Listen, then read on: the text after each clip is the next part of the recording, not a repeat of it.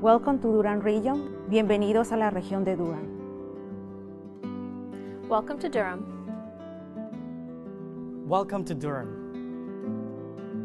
أهلا وسهلا بدورام. Welcome to Durham. Hello, welcome to Durham.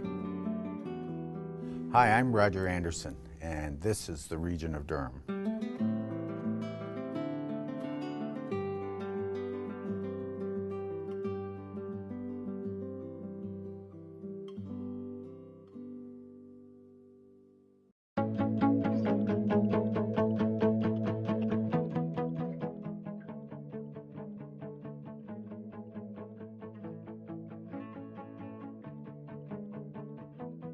To me, a welcoming community is one that not only includes everybody who lives here and works here and participates, but also welcomes them without a second thought, without a second glance, and makes them feel at home. To me, a welcoming community is one that works together, makes people feel welcome, to simplify processes for people to find out information, to make people feel welcome and respected, no matter where they come from, no matter what challenges they face, no matter what their cultural differences are, that these people really genuinely want to work and live here.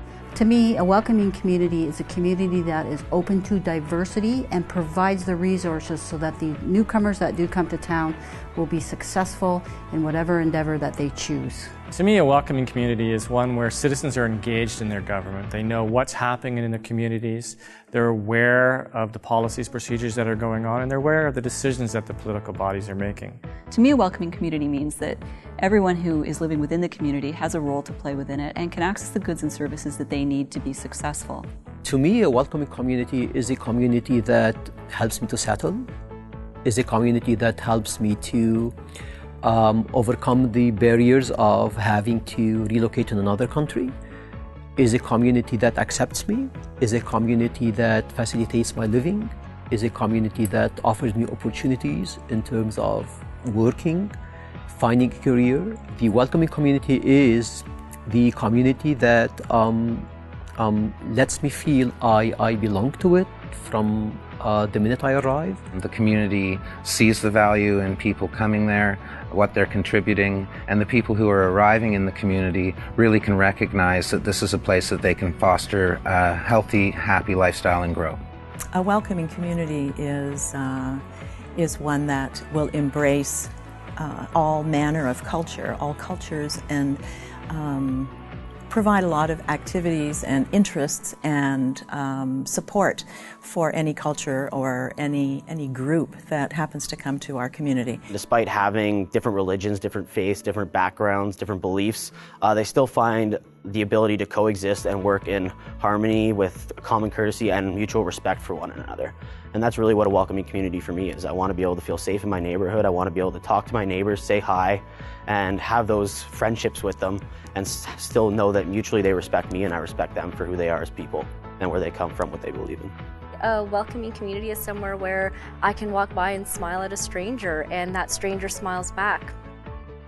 Creating a welcoming community that celebrates diversity in all its forms is a priority in Durham Region. Working across sectors throughout all 8 municipalities, there is a commitment and a plan for change. Led by the Local Diversity and Immigration Partnership Council, LDIPC, community partners are working together to build on successes, create innovative solutions to challenges, and are working together to measure progress toward Durham Region becoming an even more welcoming community for all. The LDIPC is one of a number of municipal-level local immigration partnership initiatives funded by Citizenship and Immigration Canada. The Council is made up of 18 representatives from a cross-section of the community. Durham established the LDIPC in 2008 and almost immediately entered into a community consultation process to define and delineate the priorities and the goals of the community in moving Durham towards becoming more welcoming and inclusive. When we talk about our community in Durham, we're actually talking about many diverse communities, and representatives from these and a number of different sectors are working together. Settlement and employment service providers, local not-for-profits, academia, employers, business owners, healthcare providers, educators, the local chambers and boards of trades, economic development departments, as well as politicians and bureaucrats at the local municipal and regional levels. There is a recognition across these sectors and across communities that growing immigration will grow the economy across the region, and that it needs the whole community working together to make a welcoming environment for those newcomers who will be coming to Durham. Out of the first round of community consultations came the Diversity and Immigration Community Plan. The community plan identified 4 areas of priority: to create a culture of inclusion, to improve labor market outcomes for newcomers, to attract and retain newcomers, and to enhance Durham's settlement capacity.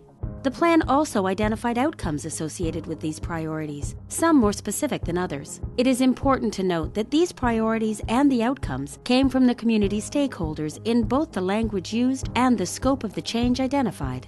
There was agreement by community stakeholders that they wanted to see real change in Durham at the institutional level. The community was clear that it was not looking for band-aid solutions. The work of the LDIPC has therefore been at a policy level, working towards community-wide change. The community plan was launched in March 2010, and since then, the LDIPC has been busy with the next step, building the Diversity and Immigration Community Report Card. It's important to stress came from community stakeholders. They made it clear that they wanted to be able to track changes in the community.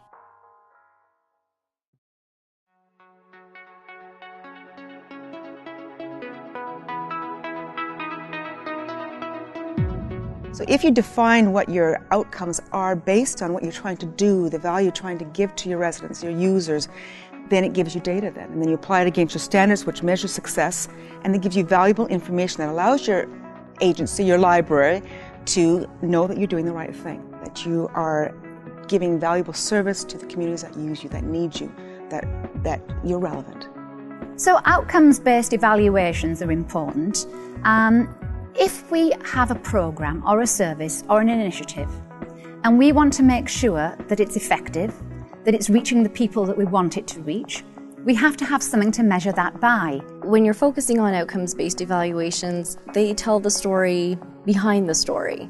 So as a manager, it gives me an opportunity to narrow down and focus on what's working, what does success mean to the people walking through the door, and how can I make use of that success in the broader community.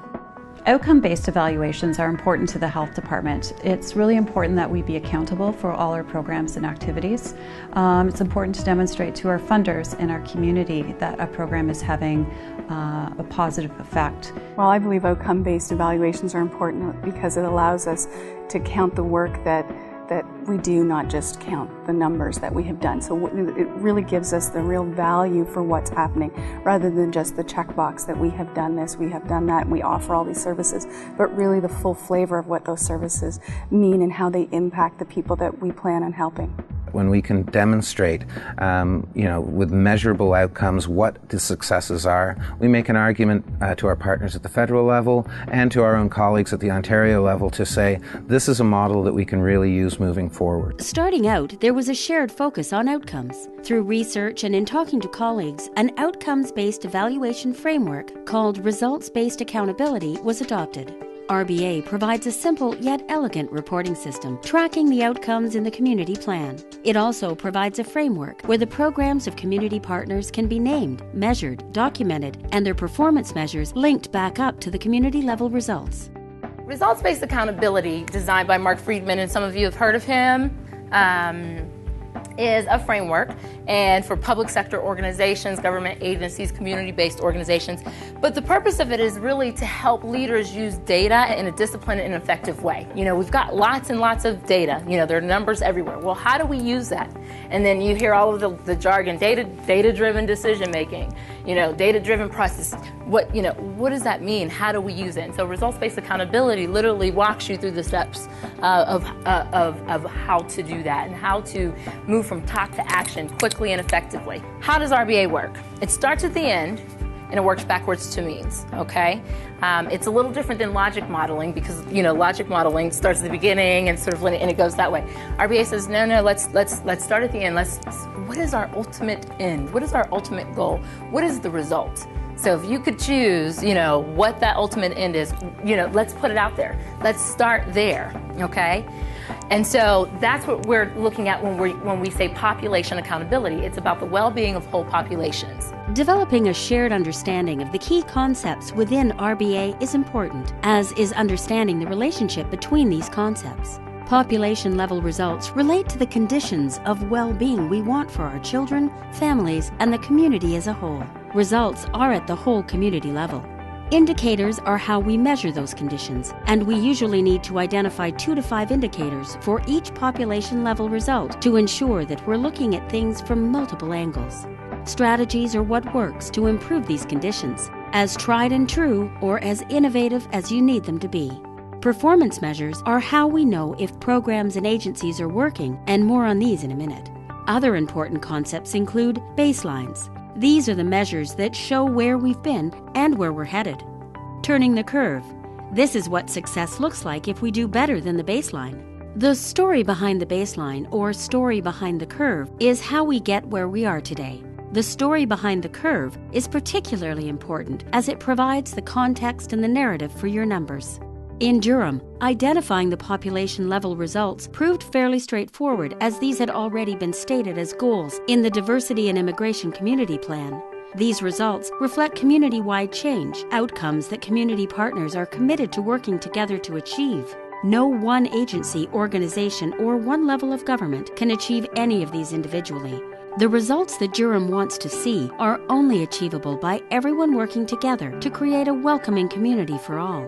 Working together to develop indicators for each of the 11 results identified in the community plan allowed community partners to learn more about RBA and to develop a shared understanding of the key concepts within RBA, and importantly as well, to be able to see where their own projects and programs fit into the larger community report card. Performance accountability allows you to have a laser-like focus on the work that you're doing to determine how well are we doing. And this is what organizations should measure themselves against, right? So then you really know what your effectiveness is. You know what your impact is.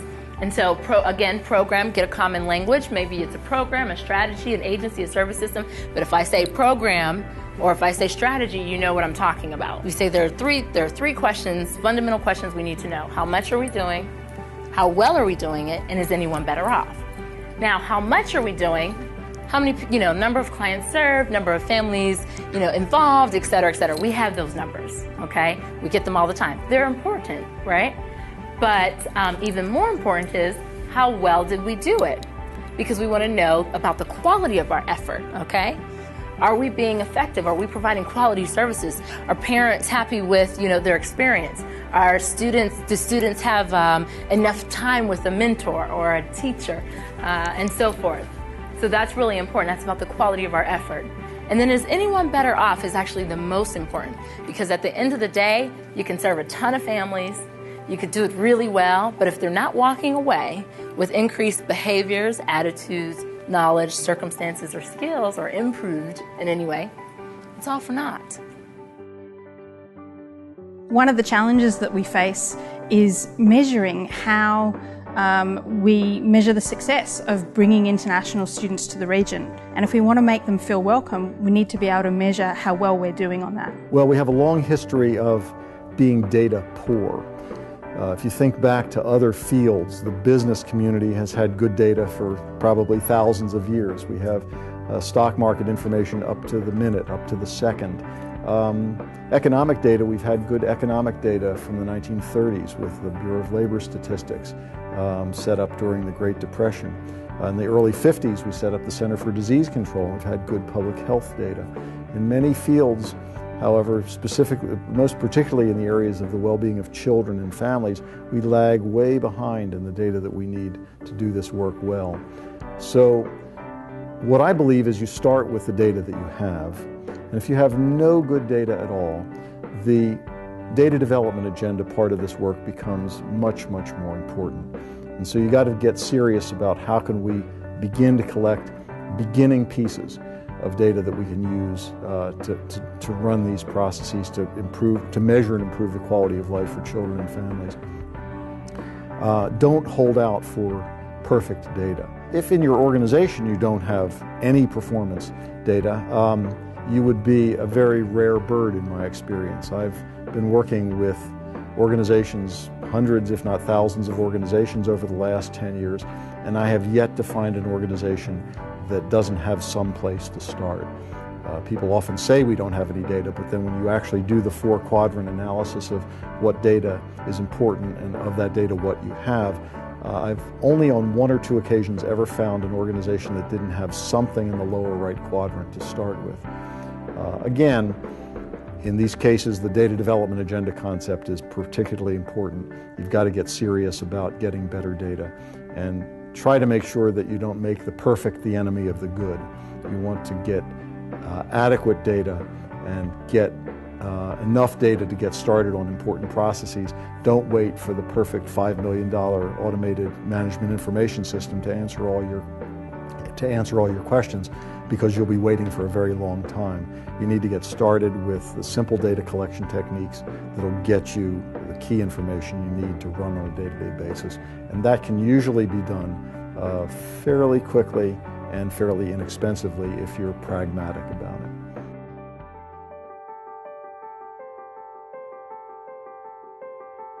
In the Diversity and Immigration Community Plan, there are outcome measures based for the 4 principles and the 4 factors and all the strategies that we're trying to achieve.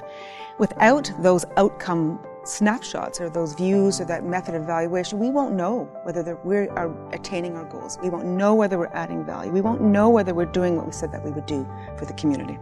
Outcome-based evaluations are critical for a whole region, not simply an organization. It's one of the things I'm very happy to see that the Durham region has put together a report card, and as an organization and as a Welcome Center, we're quite eager to be part of that report card because it helps us to be able to take a temperature.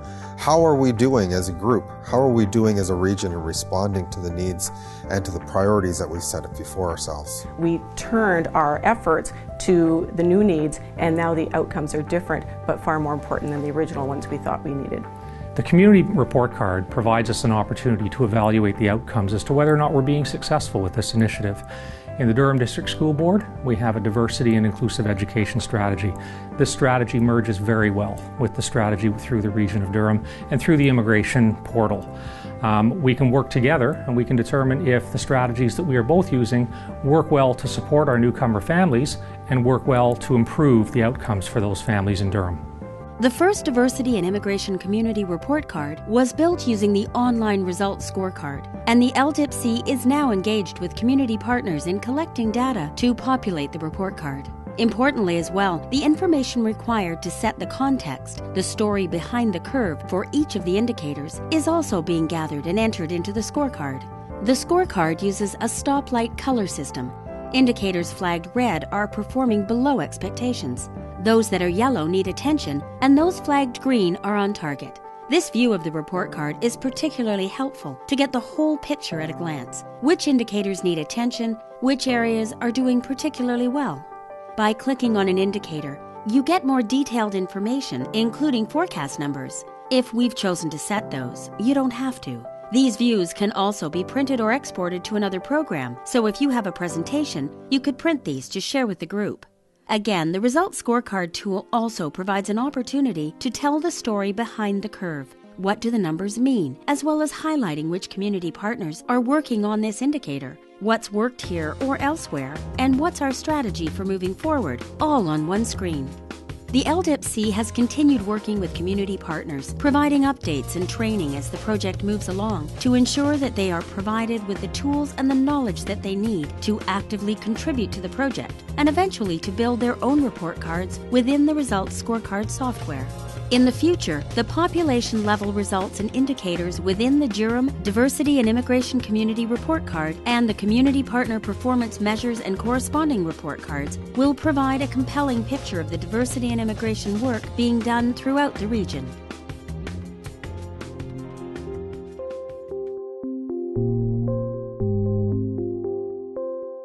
Moving forward, the Durham Diversity and Immigration Community Report Card will be used to track progress against the goals the community has set itself, track changes over time, measure real change in people's lives, aggregate the work of community partners, and to tell the Durham diversity and immigration story. And ultimately, of course, the purpose of the report card is to show where the community needs to put more energy to affect even greater change, to celebrate what's working, and to provide the whole community with a platform to share their struggles and accomplishments. The LDIPC is confident that moving forward, the Diversity and Immigration Community Report Card will be a tool that helps to tell Durham's story and will be an integral part of community planning and priority setting in years to come. Well, to me, a welcoming community is a place, and I mean a place is very different than just saying the word community, because a place means that people feel welcome, they feel a sense of belonging, they feel that that there's a purpose for them being there, and they feel really supported in their presence in the community, and that's a welcoming community to me. So for me, a welcoming community is a place where everybody feels valued and included. And I think it's really important that we recognize that it is a two-way street, that we want newcomers to impart to us their values and practices. At the same time, they come to understand what it's like to be a Canadian, what it's like to live in Durham Region.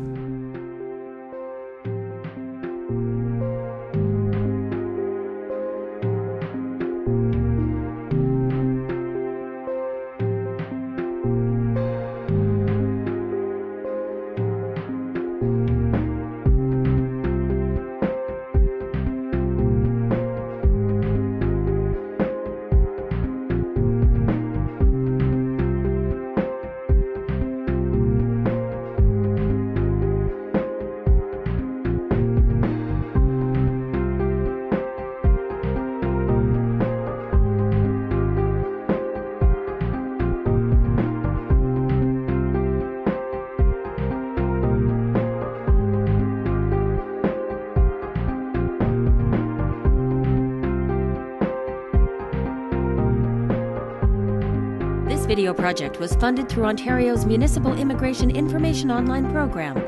www.durhamimmigration.ca is supported by the Ontario Government with support from the Government of Canada.